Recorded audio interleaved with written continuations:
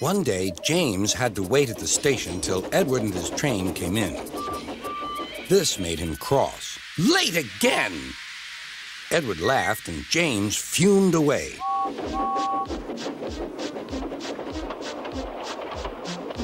After James had finished his work, he went back to the yard and puffed onto the turntable.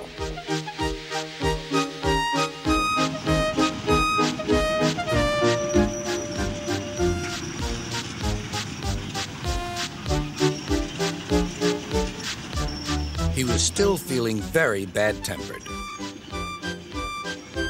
Edward is impossible, He grumbled to the others. He clanks about like a lot of old iron, and he is so slow, he makes us wait. Thomas and Percy were indignant. Old iron? Slow? Why, Edward could beat you in a race any day. Really, said James. I should like to see him do it.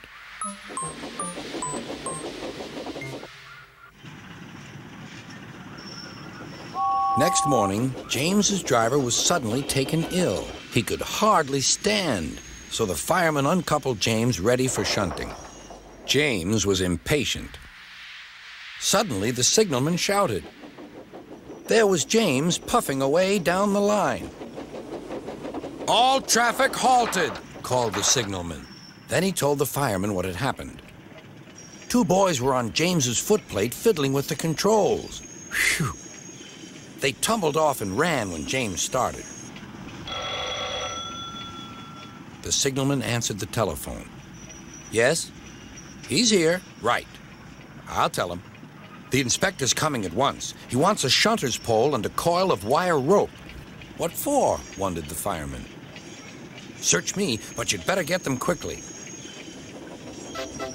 The fireman was ready when Edward arrived.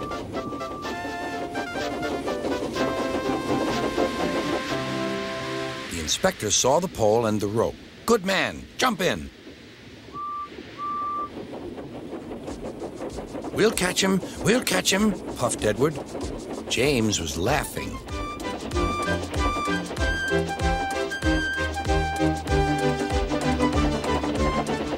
What a lark, he chuckled to himself. Suddenly, he was going faster and faster. He realized that he had no driver. What shall I do? I can't stop. Help! Help! We're coming, called Edward.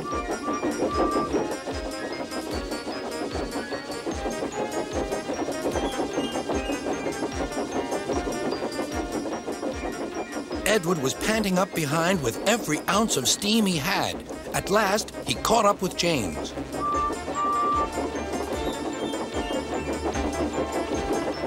Steady, Edward, called his driver. The inspector stood on Edward's front, holding a noose of rope in the crook of the shunter's pole. He was trying to slip it over James's buffer. The engines swayed and lurched. At last, got him, he shouted. He pulled the noose tight.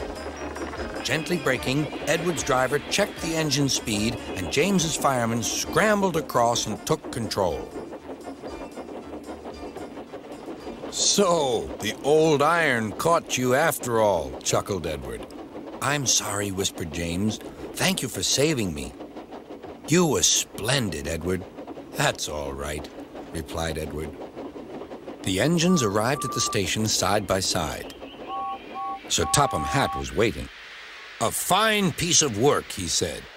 James, you can rest and then take your train.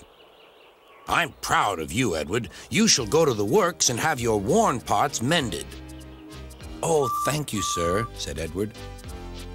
It'll be lovely not to clank.